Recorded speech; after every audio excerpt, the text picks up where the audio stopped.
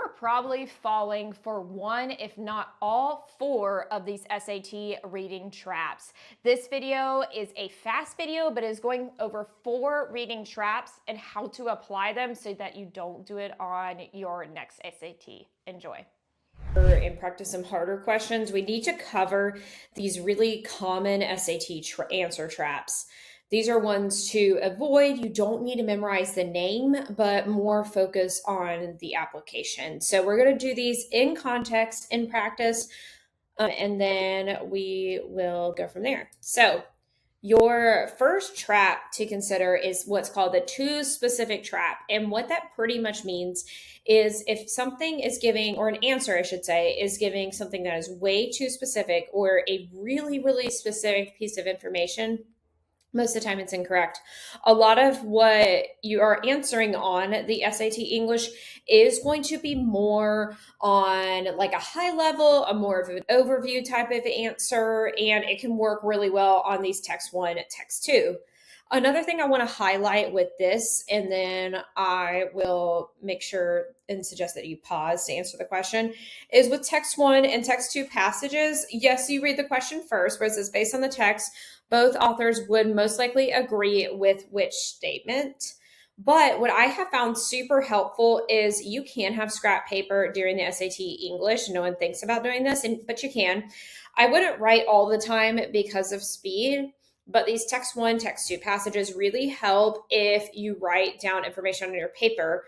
So for example, what I would put on like text 1 is just like a couple words or statements. I'm really focused on connotation and feeling of the passage. And then same with text 2. So like, especially now that I know we're focusing on what's going to agree with which of the statements. And then once I have those connotations written down, it becomes way easier to answer the question. So go ahead and pause and try to answer this question, avoiding the too specific options.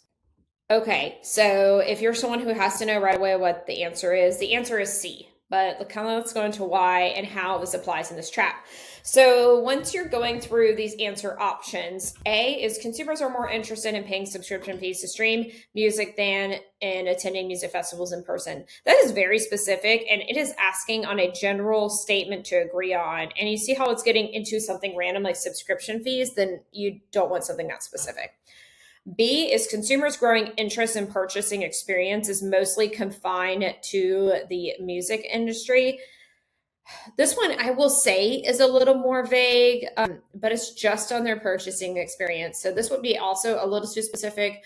What is really bad about this one is there's an assumption being made as well about pretty much these consumers. And then, like I said, C is your correct answer. Changing consumer behaviors are leading to changes in music-related businesses. Text 1 and text 2 are both pretty much talking about how they need to make some shifts because the music industry is changing so that they make more money. And then D, the rising consumer demand for live music festival also generates high demand for music streaming platforms. The mention of the music streaming platform is 1, it's kind of random, and 2, it's too specific.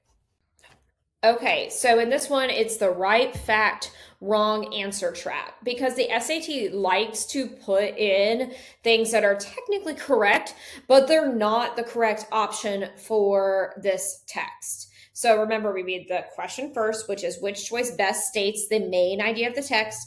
And then what I suggest for this is I read it, but I kind of lightly read it. So go ahead and pause, try to answer this question, and then really focus on, is it answering the question? So in this question, let's kind of highlight which one is going to be the right fact and wrong answer. So let's go ahead and look at D. Before the invention of portable X-ray fluorescence, researchers needed to take a small piece out of an artifact to analyze its components.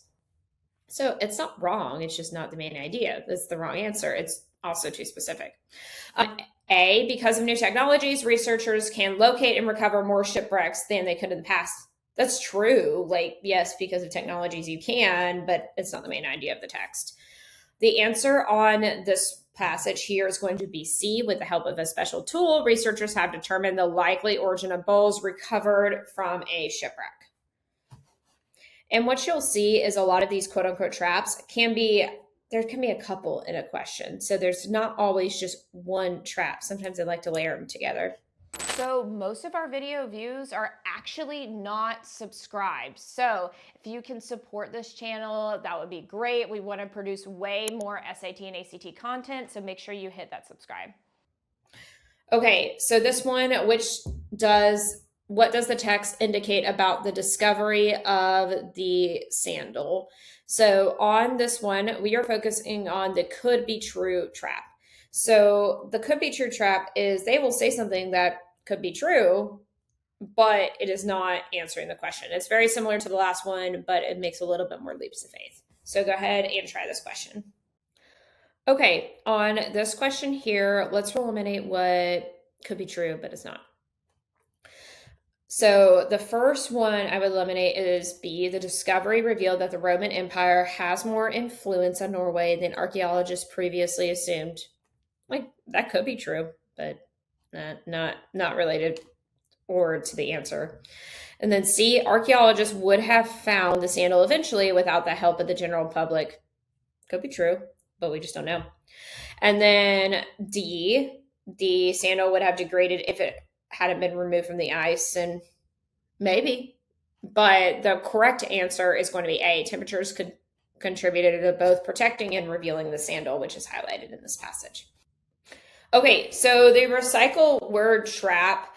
Some students like to fall into traps whenever they see some words in an answer that overlap in the passage. They automatically assume that that is the correct answer.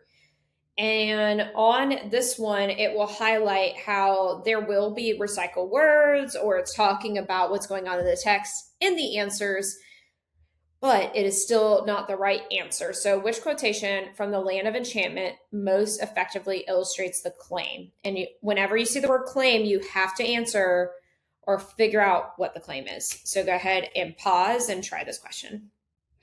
Okay, so hopefully it stood out to you. We will find out from there. So A, the opportunities and advantages already offered and constantly increasing are greater than would be at first considered possible. That one is just not related at all because he's talking about the escape of everyday life. So that one doesn't fall into the trap, but it's just incorrect. The main one that is going to trap kids on this one is going to be C. The journey begins, of course, at Chicago, and these trains leave in the evening. The traveler fares forth in the seclusion of his birth. And the reason is they see the word train, and it's discussed in the passage. You're like, train, it has to be the right answer. That is not the case at all.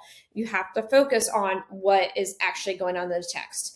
And then it says he reflects on the escape from everyday life such a journey provides. And then D is one experiences a certain sense of detachment from ordinary day and daylight duties that is exhilarating, which would be the correct answer. So that being said, these are some traps that you need to know.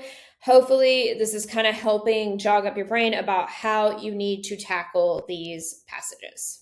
So if you liked this video and found it helpful, please let us know in the comments. And then also, this was one of the videos of a course we have that is going a deep dive into tackling the reading passages and breaking them down and making them way easier for your SAT. So if you want access to the course, go ahead and check it out in the link below, and I hope to see you soon.